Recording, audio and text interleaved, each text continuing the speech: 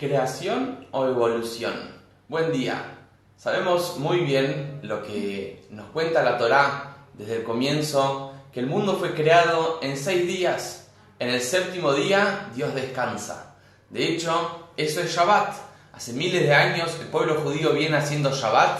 ¿Por qué? Porque Dios creó el mundo en 6 días y en el séptimo día Dios descansó. Viene la ciencia y nos cuenta otra historia. El universo no fue creado en 6 días, no tiene un creador, sino fue creado en hace 15 o más millones o billones de años por medio de una explosión de ciertas partículas, ciertos átomos y una evolución que se fue formando hasta que tenemos el universo que vivimos hoy en día. ¿Es verdad esto? ¿Tiene sentido pensar así? ¿Por qué la Torá sigue pensando que el mundo fue creado en 6 días?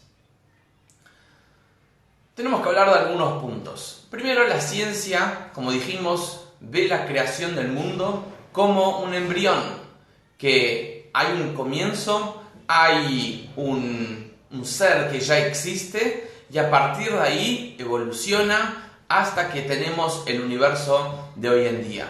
Esa es una manera de verlo.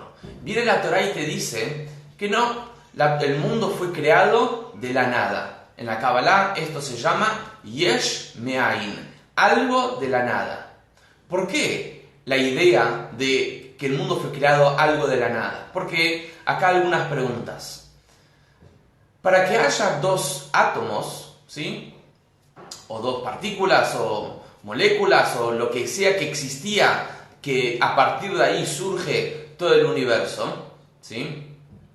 La pregunta es, ¿cuál es el origen de estas partículas que ya existían?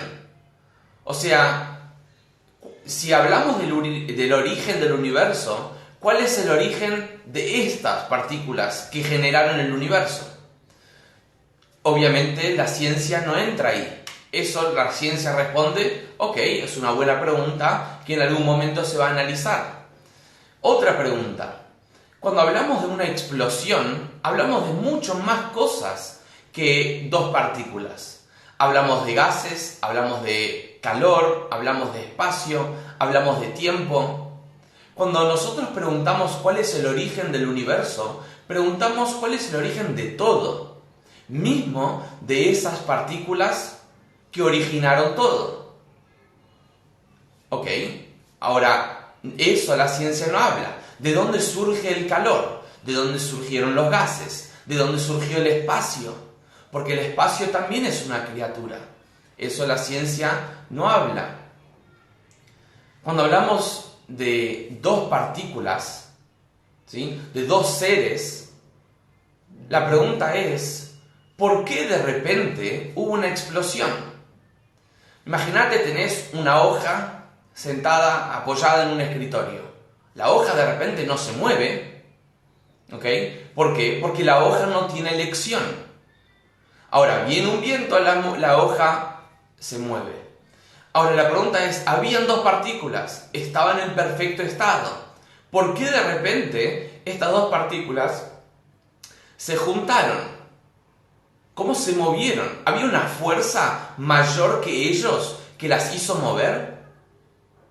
Esto obviamente la ciencia no habla. Habla de un hecho que, como dijimos ayer, no necesariamente es un hecho, es una teoría, ¿ok? Entonces, ¿cómo y por qué, mejor dicho, estas 2 partículas se juntan?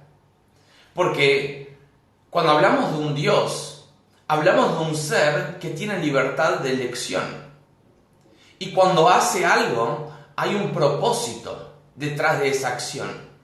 Cuando hablamos del universo creado a partir de una explosión, no hay una inteligencia detrás, no hay una sabiduría detrás, no hay un propósito detrás.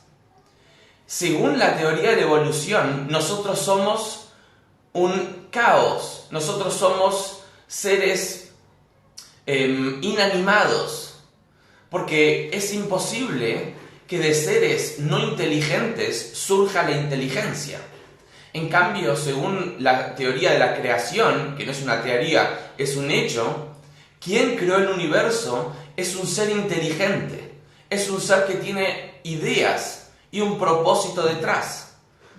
Por eso puede surgir seres humanos con inteligencia, con sabiduría en el mundo que nosotros estamos creando. Entonces, son dos maneras totalmente de cómo ver no solo el origen del universo, sino el propósito de la vida. Según la evolución, no hay un propósito de vida. De hecho, en una encuesta a un grupo de jóvenes entre 16 y 26 años o 36 años, el 80% dijo que no vive un propósito de vida, a pesar que le gustaría. Porque lo que hace falta no es ciencia para encontrar propósito de vida. Hace falta un poco de judaísmo, de encontrar una fuerza interior que te habla de una sabiduría que nosotros podemos vivir hoy con eso. La teoría de la evolución no habla de un propósito de vida, no te da un mejor estilo de vida.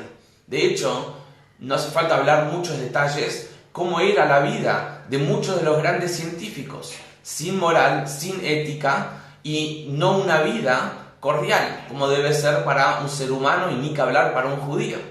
Porque la ciencia no te da un mejor estilo de vida, te da simplemente teorías a hechos que sí o no pudieron haber ocurrido. Por ejemplo, según la creación, como cuenta la Torá, Dios, la gente siempre pregunta, ¿qué vino primero, si la gallina o el huevo? Dios creó gallinas, Dios creó animales, Dios creó plantas, Dios creó árboles.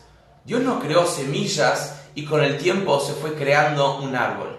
Entonces, imagínate, venía Adán, corta un árbol y ve que tiene los anillos. Le dice, wow, Adán dice, este árbol fue creado hace miles y millones de años seguramente. Y la respuesta es que no. Dios creó el universo en ese estado.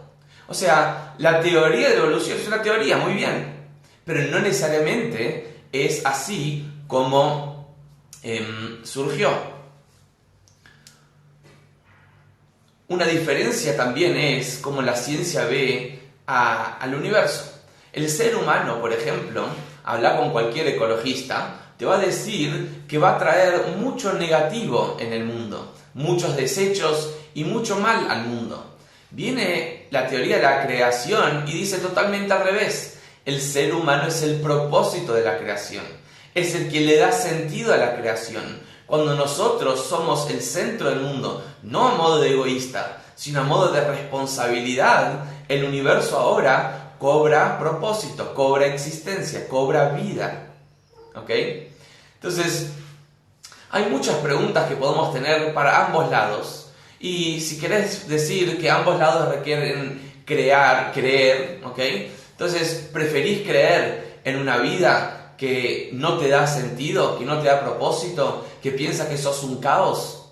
¿O preferís creer en una vida que vos sos importante, que hay un ser inteligente que cree y que sabe que vos sos vital para el éxito de este universo y cada ser humano y cada partícula y cada ser creado del universo es importante para este ser creado? Por eso lo creó. Entonces tenemos dos caminos de vida que podemos elegir. La pregunta es, ¿cuál vamos a elegir? Y para terminar, había un grupo de científicos que estaban reunidos y dijeron que Dios solo puede crear, nosotros también. Y estaban formando al primer ser humano que iban a crear en un laboratorio. Formaron la Tierra, tenían todas las maquinarias, estaban por apretar el botón para darle vida a este ser humano tal como Dios lo hizo. Así cuenta la Torá, que Dios formó al primer ser humano con tierra y le sopló dentro de él un alma. Entonces estaban por apretar el botón y de repente sale una voz del cielo y dice, hey, anda a buscar tu propia tierra. Es muy fácil del universo que Dios ya creó, con la materia que ya existe, ahí plantear y decir, a ver, nosotros también podemos crear. Dios no creó algo a partir de algo. Dios creó el mundo algo a partir de la nada. No existía ni tiempo, ni espacio, ni fuerza, ni energía, ni materia. No existía nada. Dios creó todo eso. Entonces, cuando vos hoy, por ejemplo, te dedicás a Shabbat, dedicas tiempo a tu familia, le dedicas tiempo a lo importante, lo que estás haciendo es encontrarle un propósito a tu vida y no seguir con un mundo basado en una ideología que somos un caos, somos un resultado accidental en este mundo. No es así. Cada ser humano es vital. Cada ser humano y cada criatura fue creado con los más mínimos detalles, tomando en consideración su rol y su propósito que deben cumplir en este mundo. Así que deseo mucho éxito, que este Shabbat sea un lindo Shabbat, ya que Shabbat y cuarentena es la mejor combinación para que nosotros podamos realmente descubrir cuál es nuestro propósito en esta vida. Shabbat Shalom.